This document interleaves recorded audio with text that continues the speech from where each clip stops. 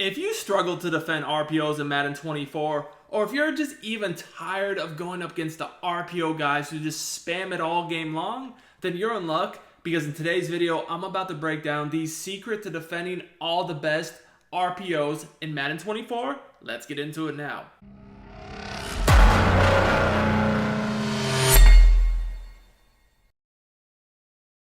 YouTube, what is up? It is your boy Duke, back here from sportsgamers.com. And man, I get asked this question every single day. How do you stop the RPO glitches? I'm getting RPO'd to death. What do you do?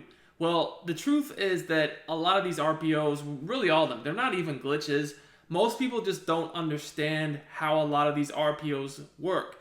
There's a lot of different types of RPOs in this year's game. A lot of different playbooks have different variations, but if you understand how they work, you're going to be able to defend all of them with ease. And what I'm about to show you in this video will work against all the RPOs. So I'm going to show you guys a ton of examples. I would say the two top playbooks for RPOs people use offensively are either the Eagles or the spread, because both of them have a ton of RPOs. So I would say some of the most common, I'm going to go over a ton in this video. We're going to start with this double stack formation, right? This double stack formation has the RPO read flanker screen. Now, just right off the bat, one of the things you need to know about RPOs is any RPO with the word read in it, this is essentially a triple option type play. This is the RPO type that most people struggle with, right? Most people don't understand how these read RPOs work. They're a lot harder to defend than standard RPOs. And what I mean by this is with these, you basically have three options. It's not just hand the ball off or throw the RPO. It's hand the ball off, take off with the quarterback, or throw the RPO screen or bubble. So that's why it's a triple option. Now, before we get any further, I do want to remind you guys, I do free Madden 24 videos on a daily basis on my channel. I do tips, I do high-level gameplay. So if you want to get better at Madden 24, or if you just enjoy watching high-level Madden, subscribe to the channel, man. This is the channel for you. Drop me a like, comment on the video. And if you want to get better, even better at Madden 24, check out sportsgamers.com. That's where I drop all my premium tips, ebooks, game plans. I even do coaching. The VIP membership will give you access to everything you need to get way better at the game. Dominate like me. Link is in the comments, and I pinned it as well. It's in the description, and coupon code Duke will get you 10% off your order. So here's the problem with these RPO reads, right? I'm just going to reset the play defensively. We're in cover 4, right? And you'll get guys with, man coverage, flat coverage, whatever, and they think, well, now I just need to watch the run because I have a flat or I have the screen manned up, right? That's not really the case, because here's what happens. You guys can see, whoops, the R defender comes in, blitzes in at the quarterback, and so many people just don't understand why this happens. They just don't understand. And next thing they'll do, they're like, okay, well, maybe my flat got confused. Let me just go ahead and blitz him, man him up to the screen. Surely that's got to work, right? And no, it doesn't. And like I said, most people just have no idea why this is happening, right? Well, it's because of the alignment to your defense. It literally does not matter what assignment your player is in defensively. If your defender has the R over his head, he is going to come in at the quarterback if they don't hand the ball off, and that's going to leave the screen wide open. So the whole key to defending these is making sure the defender who would naturally stop the screen, the bubble, the screen, whatever, whether he's in a flat, manned up, whatever assignment he's in, he cannot have a R over his head, period. So when you're going up against a formation like this, the defender that's most easily going to take away these screens is obviously going to be the slot corner if you're in dollar. So what you need to do to understand this is go into practice mode, see who's the R, who's the P, and then manipulate your defense. So right here, if I pinch my line, every single time the R is going to be over the slot corner and I'm screwed. However, if I make some adjustments, if I shift my line to the side of the running back, now the D end is the R, which is exactly what we want.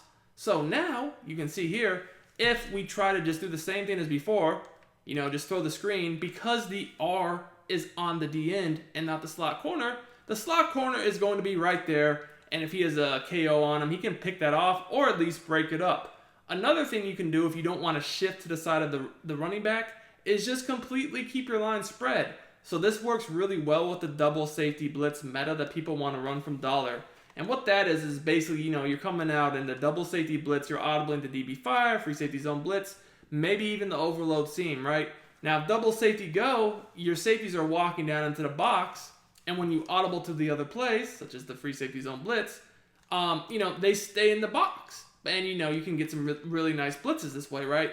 So this is a pretty solid way to run this because then you got the blitz, you can shoot the gap with your user. You definitely need to be able to have some run D with your user gap shooting, but like you can see here, by keeping the line spread, same thing. We're not pinching the line. The R is on the D end, the P is on the slot corner. So again, our slot corner, he's going to be right there to make that play. Now, just so you guys know, this will work on any of these read RPOs. It doesn't matter if it's a bubble, a screen, or even the formation, right?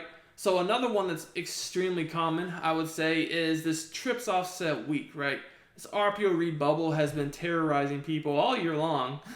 And I mean, it is a good play, but the same rules apply. If I simply make sure that in my defense I'm running, the R is not on the guy that's responsible in the flat, this is going to get stopped. So like here again, the R, you ideally always want the R on somebody who's rushing the passer, a D end, an edge rusher. You never want the R on a guy that's supposed to be in coverage because then he will actually blitz and leave it open every time. But once again here, the R is on the D end. So if I go ahead and try to do this, again, it's going to be a pick or broken up pass every single time. Now, obviously, I'm sure you guys are wondering, well, what if they just hand the ball off? What if they just hand the ball off? Well, that's when you've got to know how to gap shoot. So, there's different gap shoots you can do. Like I said, depending upon the formation you're in, is really going to be, dependent upon this. But like a really easy one is just literally just using somebody on the running back side and just shooting it. So like here, I'm going to use a Brooks. If they hand the ball off, I can just shoot in the gap. And it's really hard to do both, play offense and defense at the same time. But you get the drift. And this will work for many different formations, man. It's not just like dollar. A lot of people think that you can't stop. You cannot stop this stuff from 4-3 even. And again, that's just completely false. If you understand how these RPOs work, it's the same exact thing. So look, right now, we got a flat zone. We can even do hard flats, right? We got a flat zone by Bo Jackson, but he's the R. So if I just go ahead and snap this ball offensively, he's going to come in every single time, and this is going to be wide open. We cannot have the R defender as somebody in coverage, especially if they're in an assignment to stop the RPO. So what can we do?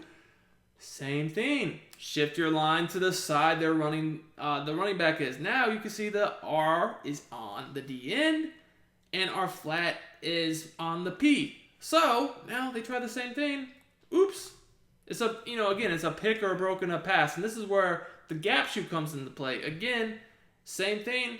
Gonna go and shift our line, kind of like what I was doing on dollar. I'll try to show it to you again. But if they hand the ball off, you're just kind of hiding behind the D tackle. You just shoot into the gap. And it's an easy tackle, man. This stuff is really, really easy to lock up once you understand how they work. It's literally just understanding the alignment of your defense, who's the R, who's the P, and reacting accordingly. The only thing that can be complicated for the average player is the guys who run 500 RPOs. They audible between different formations. Some are screens, some are bubbles. That can get annoying, but once you get some, I would just recommend going into practice mode against the playbooks that have all the RPOs. Call the RPOs, call your defense, see what you need to do, and that way when you get in a game, you're going to be prepared and you're going to need to know your adjustments instead of thinking, oh, what do I do? You already know and you're prepared. You'll lock this crap up and you will destroy these guys because most of these guys, if you stop their RPOs, they don't know how to pass the ball. Hey, if y'all like this video, smash that like button. Until next time, it's your boy Duke. Let's get 500 likes on this video, man. Support. I'm out of here.